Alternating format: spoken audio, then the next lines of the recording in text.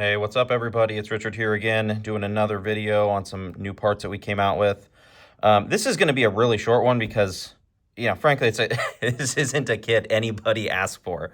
And it is kind of funny. Nobody asked for this kit.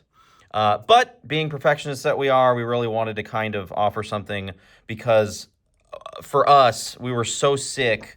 If you've ever tried to align these damn hose fitting sections, either out the right or the left, or just getting it right where you want can be kind of a pain in the butt. And like what everyone does is you try to stick an O-ring down there and have that nasty look, and then you got to kind of squish it. And thank you for the customer that's letting me borrow this for this video. Then you got to kind of squish it, and you got, that happens. Or if you get a tight enough O-ring and you kind of hit it just right, it'll actually kind of kick it out kind of fast. It's just really annoying and it's ugly. And it doesn't really look clean. But the kit is very simple. So essentially, it's going to include several different shims. And they go by essentially degrees of rotation. So negative degrees of rotation to help you figure out where do you want your macro line fitting to end up. And it's dealer's choice. You can choose wherever you want it. So for example, we've got the lightest shim, and this sucker is like paper thin. Just out of fear of breaking it, I'm just going to leave it there. But it is paper thin. This is negative 5 degrees of rotation, so that's the blue. Then you've got the green, negative 15 degrees rotation, or a 0.003 shim. Then you've got the yellow, 0.006 shim, or negative 30 degrees rotation. And then basically what we've done is we have found that 3 of the negative 0.0012 or negative 60 degrees rotation. This encapsulates every possible situation. Now, we do sell them individually. So if you do want them individually, go on there, buy them, and you can, manually adjust. But again, this kit really is not too complicated. We just wanted something that was rigid. It was designed for the Gen 3 and 4 front block. Now, you can still use it for this, but this has an actual...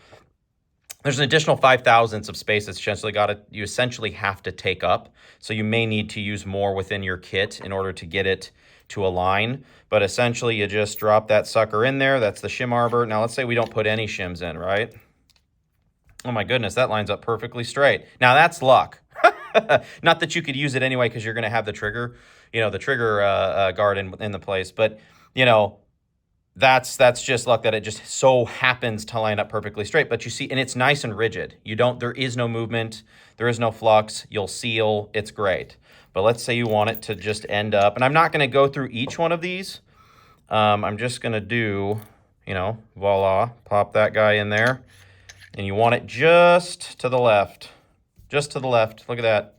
That right there, nice and tight, rigid. That right there is out of the way of the trigger. Now you can do less. So you don't want as an extreme. You can throw in a yellow. Let's say you want a little less. You can throw in that one. You want a little less. You can throw in that one.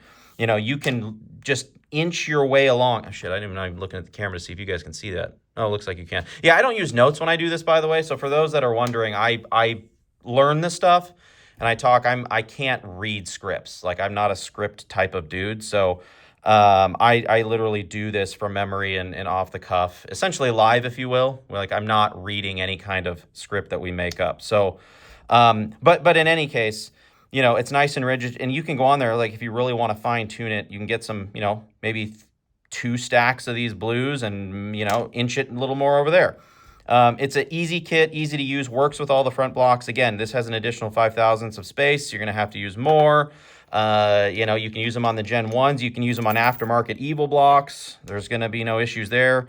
But this is for the perfectionist, probably the ones who are using their stuff more for wall art rather than in use. But I know for us and anything that we're going to come out with, we wanted an option. But again, it's kind of funny because this definitely isn't anything that anyone asked for.